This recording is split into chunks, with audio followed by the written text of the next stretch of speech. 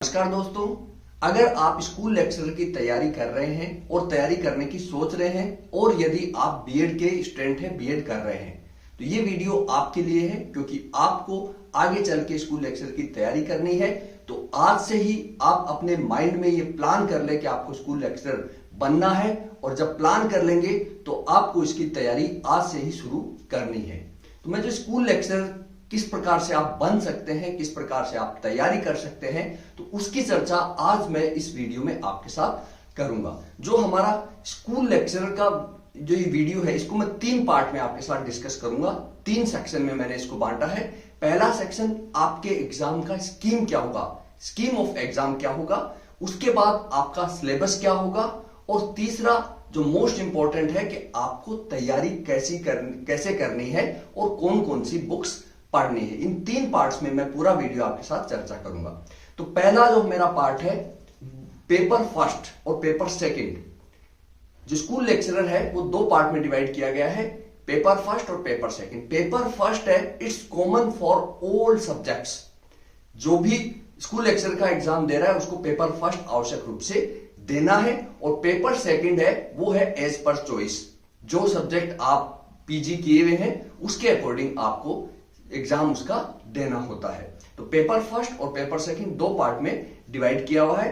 अब paper first का scheme क्या है, सबसे पहले मैं आपके साथ चर्चा करूंगा पेपर फर्स्ट की स्कीम क्या है। तो पेपर फर्स्ट जैसा कि मैंने बताया सभी के लिए कॉमन है, तो ये पार्ट सभी सब्जेक्ट की जो तैयारी कर रहे हैं स्कूल लेक्चरर के लिए उन सब के लिए ये पार्ट कॉमन है, इंपॉर्टेंट है। तो ये जो पेपर फर्स्ट है वो आपको 1.5 घंटे का रहेगा, 1.5 घंटे का, और टोटल क्वेश्चन इसमें रहते हैं 75 और टोटल मार्क्स होते हैं 150। यानी 1.5 घंटे में आपको 75 क्वेश्चन अटेम्प्ट करने हैं 150 नंबर के लिए। और ध्यान रखना इसमें नेगेटिव मार्किंग आरपीएससी पीएससी के द्वारा रखी गई है, और नेगेटिव मार्किंग कितनी होगी, 1/3 पार्ट जो है 1/3 मार्क्स है वो कट कर दिए जाएंगे आपको एवरी रॉन्ग आंसर। और रॉन्ग आंसर किसको माना गया है, एक तो जो रॉन्ग है वो रॉन्ग है, इसके अलावा कुछ विद्यार्थी ये काम करते हैं वो एक से अधिक ऑप्शन को ऑप्ट कर लेते हैं, टिक कर देते हैं, ये भी गलत ही माना जाता है और इसको नेगेटिव मार्किंग में शामिल किया गया है। तो ये तो आपका हो गया पेपर फर्स्ट का स्कीम। 1.5 घंटा, 75 क्वेश्चन, 150 मार्क्स और नेगेटिव मार्क्स इसमें रहेंगे। अब मैं बात करूंगा इसके सिलेबस की, कि इसका सिलेबस जो है वह किस प्रकार से पीएससी ने निर्धारित किया है। तो इसके बाद मैं बताऊंगा कि आपको किताबें कौन सी पढ़नी है और तैयारी कैसे करनी है। तो सिलेबस जो है, स्कीम, पहले मैं इससे पहले स्कीम की बात करूं। स्कीम में जो मैंने बताया 75 क्वेश्चन आएंगे 150 मार्क्स के लिए, उनको भी अलग अलग पार्ट्स में डिवाइड किया गया है, अलग अलग पार्ट्स में डिवाइड किया गया है। तो सबसे पहले आपको 15 क्वेश्चन मिलेंगे। वो 15 क्वेश्चन होंगे history of Rajasthan and Indian history with special emphasis on Indian national movement. यानी जो हिस्ट्री है उस हिस्ट्री में से आपको 15 क्वेश्चन आपको मिलेंगे और 15 क्वेश्चन आपको अटेम्प्ट करने हैं। उसके बाद 20 प्रश्न आपकी मेंटल एबिलिटी के लिए, स्टैटिक्स के लिए, और mathematics, language ability and Hindi English का जो टेस्ट रहेगा उसके 20 क्वेश्चन इसमें आएंगे। तो ये 20 क्वेश्चन, प्रत्येक प्रश्न 2 नंबर का होता है, तो ये 20 प्रश्न होंगे 40 नंबर के। करंट अफेयर्स के लिए 10 क्वेश्चन निर्धारित किए गए हैं और 20 मार्क्स रखे गए करंट अफेयर्स के लिए। जनरल साइंस, इंडियन पॉलिटी और ज्योग्राफी ऑफ राजस्थान, इसके लिए 15 क्वेश्चन तय किए गए हैं। और साथ ही साथ educational management, educational scenario in Rajasthan, right to education act 2009, इसके लिए भी 15 क्वेश्चन निर्धारित किए गए। तो इस प्रकार जो 75 प्रश्न आएंगे वो अलग अलग सेक्शन से डिवाइड करते हुए और अलग अलग मार्क्स के हिसाब से 150 मार्क्स हो जाएंगे। तो जैसा कि मैंने बताया, पेपर रहेगा multiple choice question, MCQ, objective based, 150 प्रश्न, 150 मार्क्स, 75 प्रश्न और नेगेटिव मार्क्स इसका रहेगा। तो ये आपको ध्यान रखना है। तो ये हो गया स्कीम ऑफ एग्जाम, किस प्रकार से क्वेश्चंस को डिवाइड किया गया है। देन बात करता हूं मैं सिलेबस की। सिलेबस डिटेल वाइड है, इसलिए आपको आज से ही तैयारी में जुट जाना है, इंतजार नहीं करना है। अगर अभी आप ये वीडियो देख रहे हैं और आपकी पीएससी ने आपकी वैकेंसी निकाल दी है, तब तो आपको दिन रात एक करके लग जाना है। और यदि आप इंतजार कर रहे हैं वैकेंसी का, तो आपको तैयारी में आज ही जुट जाना है, क्योंकि सिलेबस है, वाइड है। एक दिन पढ़ने से सिलेक्शन आपका कतई नहीं होगा। तो जो पेपर फर्स्ट का जो सिलेबस है, history of Rajasthan and Indian history, in detail में आपको इसके बारे में पूरा पढ़ना है। Development of art, science and literature, ये भी पूरा डिटेल में इसकी स्टडी की गई है। Growth of education during British period और फ्रीडम स्ट्रगल 1857। तो इस तरीके से पूरा का पूरा जो नेशनलिज्म है, नेशनल मूवमेंट है, एजुकेशन सिस्टम है, डेवलपमेंट है, ये सारा का सारा, साथ ही हमें हिस्ट्री और इंडियन राजस्थान और इंडियन हिस्ट्री पढ़ना है। महात्मा गांधी को हमें डिटेल में पढ़ना है नेशनल मूवमेंट के साथ। भक्ति मूवमेंट जो राजस्थान के कंसर्न से है, वो तो हमें पढ़ना ही पढ़ना है, और उसके साथ भक्ति मूवमेंट एंड कल्चरल सिंथेसिस पढ़ना है। मेंटल एबिलिटी टेस्ट, ये आपको सिर्फ और सिर्फ प्रैक्टिस से आएगा, और प्रैक्टिस जितनी करेंगे उतना ये पार्ट आपका मजबूत होता चला जाएगा। तो मेंटल एबिलिटी टेस्ट जो है वो आपको आज से ही उसकी प्रैक्टिस स्टार्ट कर देनी है। स्टैटिस्टिक्स जो है वो 10th लेवल की रहेगी। ये 10th लेवल का जो सिलेबस है आपको वहां से पढ़ना है। तो collection of data, mean, mode, median, ये सारी चीजें आपको इसके साथ पढ़नी होगी। तो आपको तैयारी स्टार्ट कर देना है। साथ के साथ जो मैथ्स है, ये पार्ट कई विद्यार्थियों का वीक है, इसलिए इसमें आपको आज से ही तैयारी कर देनी है, क्योंकि ये सेकेंडरी लेवल का मैथमेटिक्स जो पोर्शन है वो इसमें इंक्लूड किया गया है। मेंसुरेशन रखा गया है, surface area, cuboid and cube, ये सारे के सारे। तो इसमें आपको थोड़ा सा तैयारी कर देनी है, क्योंकि आपने पढ़ा हुआ है 10th लेवल तक, हर बच्चे ने मैथ पढ़ी हुई होती है। तो आपको सिर्फ और सिर्फ अपना रिवीजन करना है। लैंग्वेज एबिलिटी टेस्ट, हिंदी और इंग्लिश, तो हिंदी भी आपको पूरी पढ़नी पड़ेगी, जिसमें संधि, उपसर्ग, प्रत्यय, अनेकार्थ, शब्द शुद्धि, वाक्य शुद्धि, ये सारी की सारी आपको पढ़नी पड़ेगी। साथ के साथ जब आप लैंग्वेज पढ़ रहे हैं तो आपको इंग्लिश में भी आपको तैयारी करनी पड़ेगी। Tense, voice, narration, use of articles and determiners, use of prepositions, ये सारे के सारे आपको बहुत सा इसके अंदर सिलेबस है। तो go through with your syllabus. आपने क्या करना है, सबसे पहले आप अपने सिलेबस को डिटेल में पढ़ें, ताकि आपके दिमाग में एक पिक्चर बन जाए कि हमें जो है वो किस तरीके से तैयारी करनी है। करंट अफेयर्स के लिए आप लगातार न्यूज़पेपर्स पढ़ते रहें। जो किताबें आती हैं तैयारी की, कंपटीशन की तैयारी के लिए, जिसमें करंट अफेयर्स से संबंधित सारी चीजें आती है, वो किताबें आप प्रतियोगिता दर्पण, क्रॉनिकल्स वगैरह ये पढ़ते रहें। तो इससे क्या आपकी तैयारी होती रहेगी। जनरल साइंस 10th लेवल तक आपको साइंस पढ़ना ही पढ़ना है। तो ये जनरल साइंस तभी तैयार होगा, आपको साइंस की बुक्स आपको पढ़नी है। इंडियन पॉलिटी, वो भी आपको पूरा पॉलिटिक्स, जो पॉलिटिकल साइंस है वो सारी की सारी पढ़नी है। ज्योग्राफी ऑफ राजस्थान, ये भी आपको पूरी डिटेल में पढ़नी है। और उसके बाद है educational management, educational scenario in Rajasthan, right to education act 2009। अर्थात आपको पूरा का पूरा history, political, geography, math, statistics, science, current affairs, ये सारे के सारे आपको पढ़ने हैं। तो अब तैयारी कैसे करें साहब, सिलेबस तो बहुत बड़ा है, बहुत वाइड है। तो आपने क्या करना है प्यारे दोस्तों, 6th क्लास से एनसीईआरटी की बुक्स उठा लीजिए। 6th क्लास से हर सब्जेक्ट की एनसीईआरटी की बुक्स उठा के 10th तक तो सबको डिटेल में पढ़ डालिए। 10th तक 6, 7, 8, 9, 10 हर बुक एनसीईआरटी की आप history, political, geography, math, science, ये एनसीईआरटी की बुक्स आप उठा के आप एज पर सिलेबस वो सारी की सारी डिटेल में पढ़ लीजिए। तो ये, और उसके साथ साथ आपको करंट अफेयर्स के लिए जैसा मैंने बताया न्यूज़पेपर कंटिन्यूस पढ़े, और प्रतियोगिता दर्पण, क्रॉनिकल वगैरह ये किताबें आ रहे हैं। इसके अलावा आपके पर्टिकुलर एग्जाम के लिए समय समय पर अच्छी अच्छी गाइड्स भी आती है, तो वो भी आप पढ़ते रहें। लेकिन आपको पढ़ना पड़ेगा, मेहनत करनी पड़ेगी। एक दिन की मेहनत से आपका चयन और सिलेक्शन नहीं होगा। तो ये फर्स्ट पेपर का जो सिनेरियो है आपको इस तरीके से तैयार करना है, क्योंकि सेकेंडरी लेवल तक आपको हर हाल में एनसीईआरटी की बुक्स पढ़नी है। पढ़ने का टाइम कौन सा अच्छा है, अलग अलग वीडियो में अलग अलग लोगों की अलग अलग थिंकिंग होती है कि आप किस समय पढ़े तब जब समझ में आए।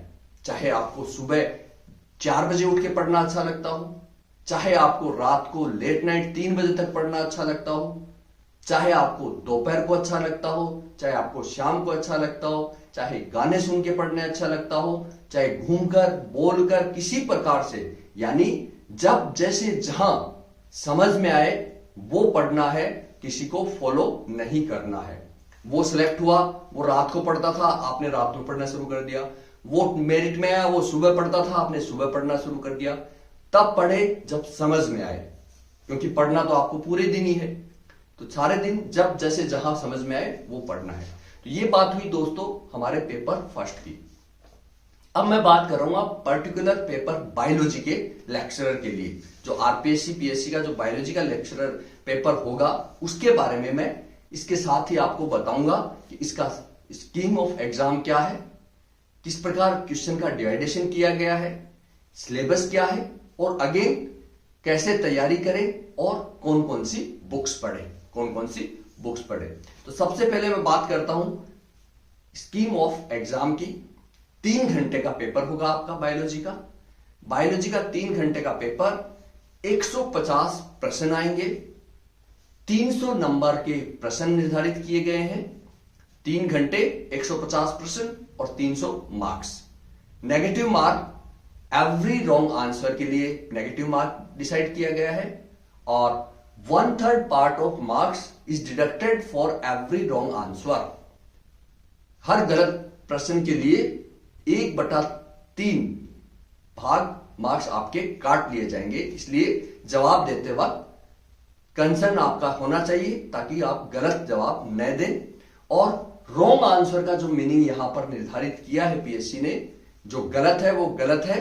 इसके अलावा कुछ विद्यार्थी 1 से अधिक टिक कर जाते हैं अपनी ओएमआर सीट में, तो वो ओएमआर सीट में आप ध्यान रखिएगा 1 से अधिक टिक भी रॉन्ग आंसर माना जाता है। उसके लिए आपका 1/3 पार्ट डिडक्ट कर लिया जाएगा। तो ये आपका पेपर का जो पैटर्न है, 3 घंटे 150 मार्क क्वेश्चन, 300 मार्क्स और नेगेटिव मार्क होनी है। अब ये 150 प्रश्न का डिवाइडेशन आपको यहां पे किया गया है। डिवाइडेशन आपके यहां किया गया है। तो knowledge of subject concern senior secondary level आपको आपके सब्जेक्ट का नॉलेज है, तो वो 55 क्वेश्चंस उसके लिए निर्धारित किए गए हैं और 110 नंबर निर्धारित किए गए हैं।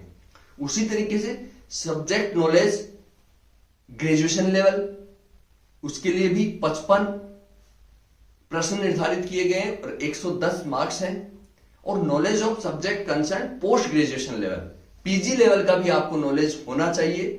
उसके लिए लेकिन नंबर और प्रश्न कम है, यानी 10 प्रश्न ही निर्धारित किए गए हैं और 20 नंबर के लिए निर्धारित किए गए हैं।